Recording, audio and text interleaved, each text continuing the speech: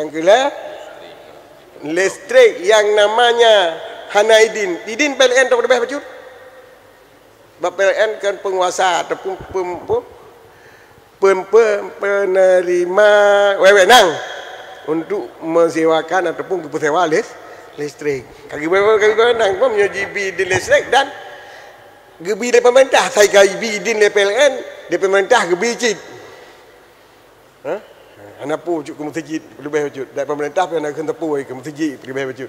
Yang juga. Tapi menyamantang dalam hukum tidak ada izin itu haram walaupun ke masjid. Menanci iya.